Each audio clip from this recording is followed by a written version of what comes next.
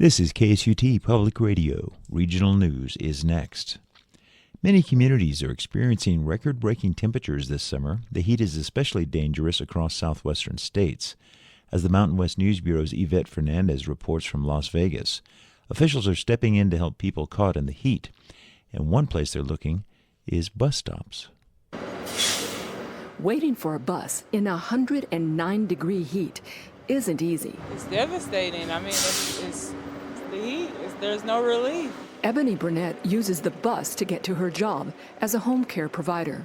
Just got to stay hydrated and try to find shade as best you can. At least there's some relief from the heat here at the main transit station in Las Vegas.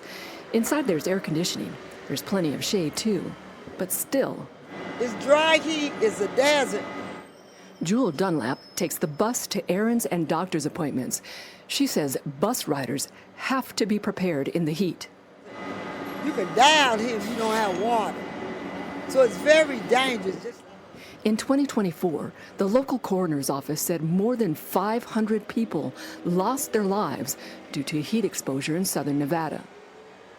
That's one reason southern Nevada secured federal funding to work on a heat response plan.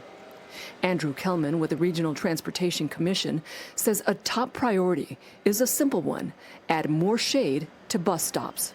Here in southern Nevada, we have about 3,700 bus stops, but only half of those are covered from the sun with a shade structure. Eventually, all bus stops will have shade, many with what's called a dual directional design, Kellman says. It will have a shade screen behind you, like a typical transit shelter would, but it also has a shade screen in front of you. That way, regardless of what time of day it is, you will always have that protection from the sun.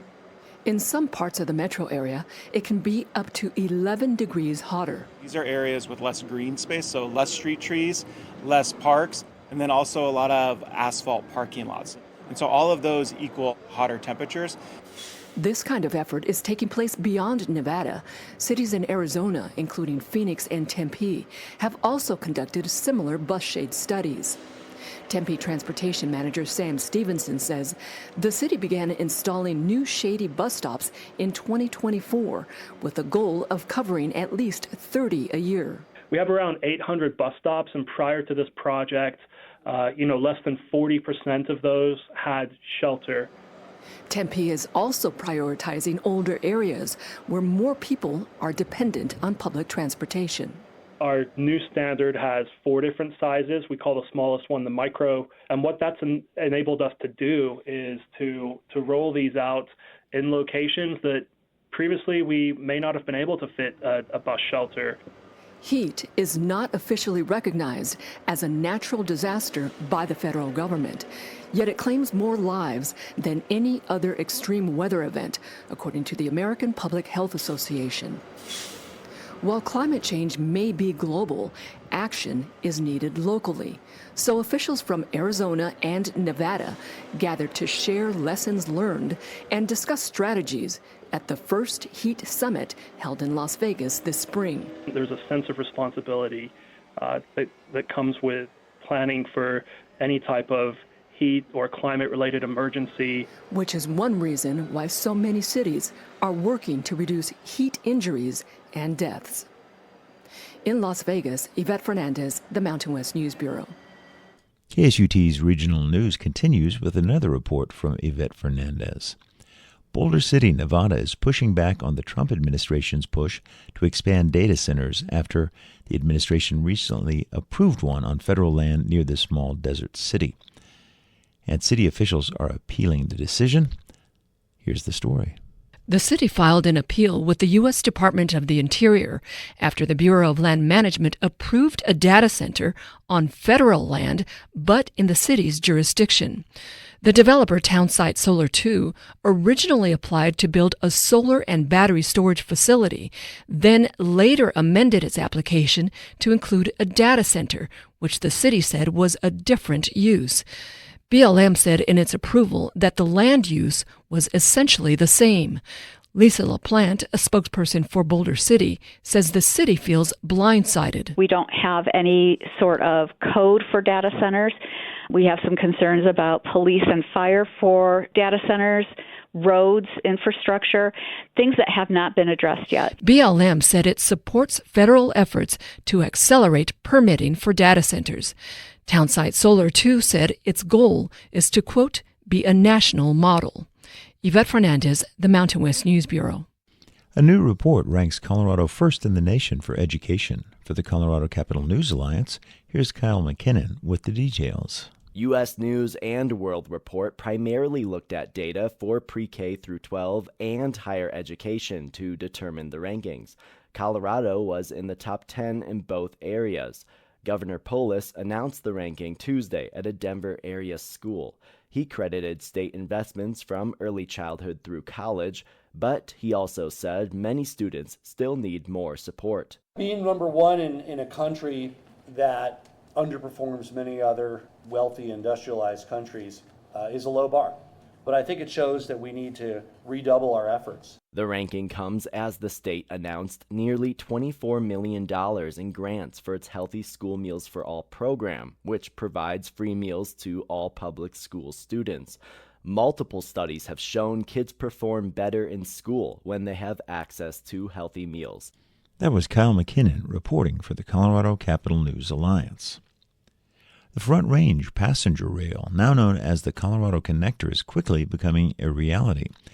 Though a functioning commuter rail project has been of political interest since the early aughts, we could finally have commuter rail connecting Denver to the major cities to its north by 2029.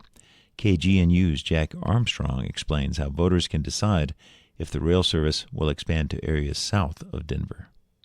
At a press conference yesterday, officials working on the rail project confirmed the first phase of the plan will see a full build-out that connects Denver up through Westminster, Broomfield, Louisville, Boulder, Longmont, Loveland, and Fort Collins.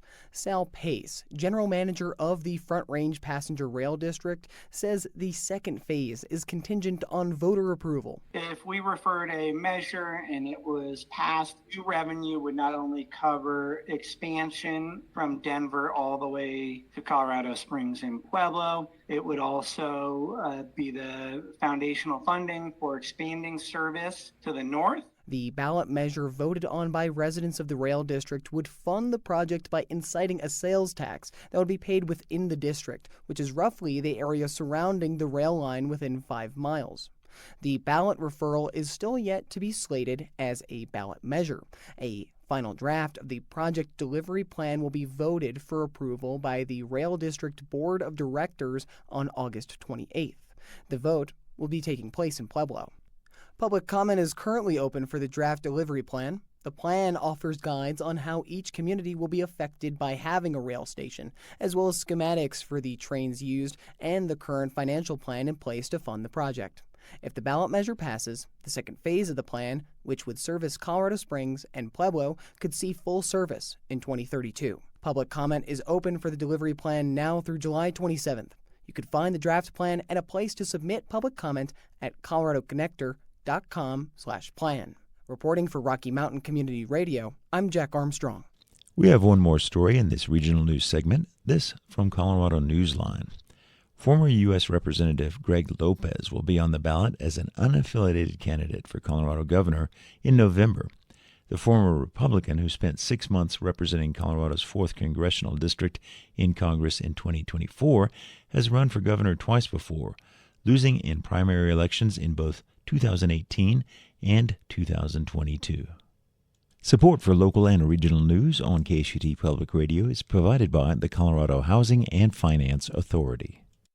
Support for public policy reporting comes from the Gay and Lesbian Fund for Colorado, promoting programs designed to ensure all Coloradans have the same opportunity to thrive.